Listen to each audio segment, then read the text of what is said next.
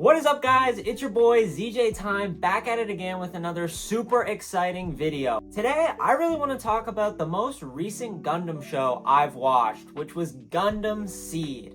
It was so amazing. Today I want to talk about why I think you guys need to check out Gundam SEED if you haven't seen it. Now, for everyone who hasn't seen Gundam SEED, this video is going to be totally spoiler free. Nothing to worry about there, guys. I wanted to keep this video totally free of spoilers. We're really not going to talk about any drastic plot points. We're really not going to talk about like anything that happens after episode 5. But if you want me to go over an in-depth spoiler talk about Gundam SEED, go through in-depth character analysis and a couple of in-depth episode analysis of some of the most intense, most epic episodes, let me know down in the comments below, because if you guys want to hear a full-on spoiler discussion about Gundam SEED for everyone who's watched Gundam SEED, I'd love to make that video for you guys. But let's get right into the video and talk about why you need to watch Gundam SEED if you haven't already. So Gundam SEED takes place in the Cosmic Era timeline, okay? So it's its own timeline, and it's a great place to start if you haven't seen any Gundam shows. And in this timeline, we've gotten to the point in human evolution where we've gotten pretty smart. So smart that the human race in this timeline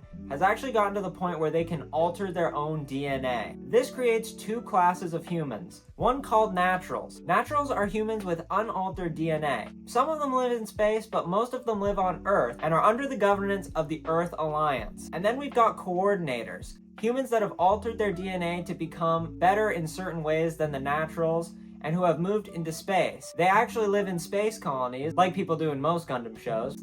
These space colonies being called the plants in Gundam SEED, and they're under the governance of the Zaft government, okay guys? The Zaft government. As you can imagine, these two different factions of humans have a lot of differences. The naturals and coordinators' differences lead to a war between the two after an event called the Bloody Valentine Tragedy, where the Earth Alliance forces actually nuked one of Zaft's main colonies called Julius 7, killing over 240,000 coordinators. This leads Zaft, the coordinator government, to retaliating and surges the galaxy into all-out war. But the story of Gundam SEED starts right after this tragedy, where we meet our main character, Kira Yamato. Kira is living in a neutral colony, owned by the last neutral nation called Orb. They don't align with either Zaft or the Earth Alliance. They're the last neutral nation that's not participating in this war at all. And Kira's home is a little bit different than most places. The Orb Nation is home to both naturals and coordinators. Here, everyone coexists, everyone gets along.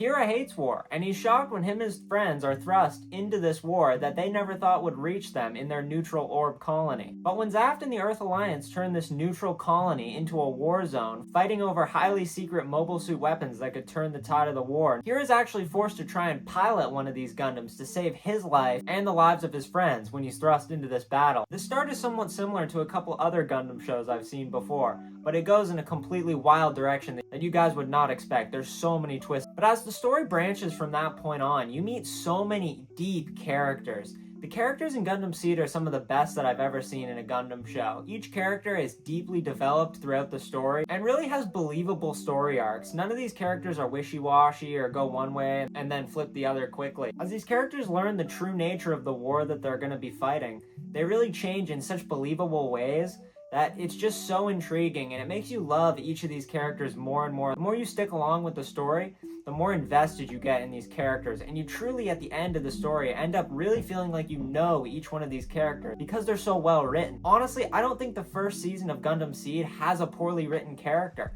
It's really just banger after banger. Not a single boring character in this first season, in my opinion. A couple characters I want to quickly spotlight in this talk that I thought were really interesting without getting into any spoilers about these characters. Firstly, let's go over Kira. He's a war-hating coordinator thrusted into a situation that he really doesn't want to be a part of just to protect the people that he cares about.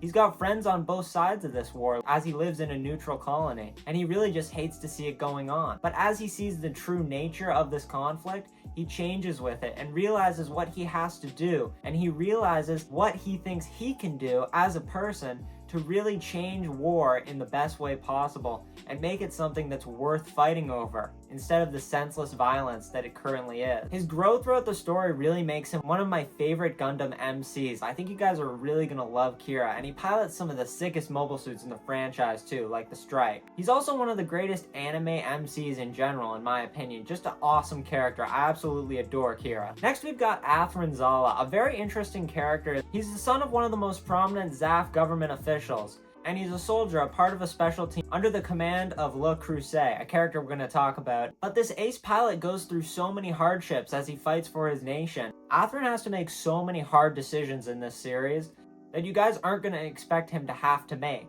But it's what makes Athrun's character so interesting as you see what he decides to do, and these decisions really lead to his character changing for the best. He changes so much throughout the story, just like his counterpart Kira, that the two are just some of my favorite Gundam characters of all time. I really love Kira and Athrun. Next, I had to give a shout out to definitely one of my favorite characters in the whole show, Commander Mu LaFlaga. This guy's just an absolute love bug, and I'm sure everyone who watches SEED or who has watched SEED absolutely adores Commander Mu LaFlaga. This guy is so likable, relatable, and he definitely steals the hearts of everyone watching this show. He's just one of these great guys that always fights for what he believes in. With a bit of a tough past that's shaped him, he's just one of the greatest, most likable characters in SEED by far. I don't see how any sentient human being could possibly dislike Commander Mu LaFlaga. And then the final character I want to really spotlight here in this review about Gundam SEED is Commander Le Creuset. This guy has to be one of the most devious masked men in the whole Gundam series. Le Creuset plays the role as a commander for a ZAF ship, and he's in control of a special corps of 4 ace pilots that all drive Gundams in the show. But his true motives are revealed after many shocking revelations throughout the show that truly make him one of the most devious masked men in all of the Gundam series, as I said before. I'm convinced that anybody that watches this show will have a completely different perspective on Le Creuset between the first and the end of the series. This guy has some insane character development. Like I said, Gundam SEED is amazing for its character development. And Le Creuset is just filled with shocking moments.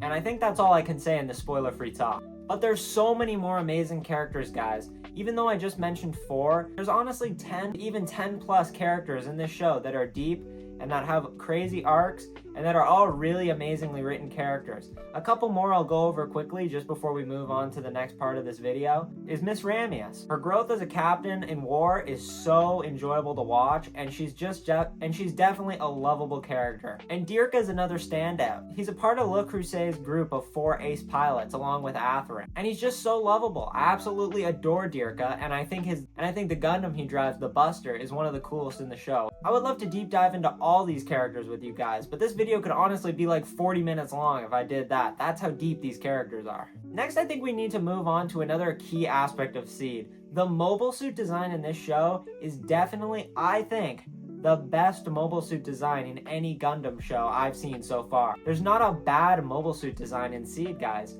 Each suit is unique in its own way. Even the Zaku's, even the grunt suits, they're all cool, they're all unique. And I mean, the Gundams steal the show. Look at the Aegis, the Blitz, the Buster, the Strike, the Freedom, the Justice.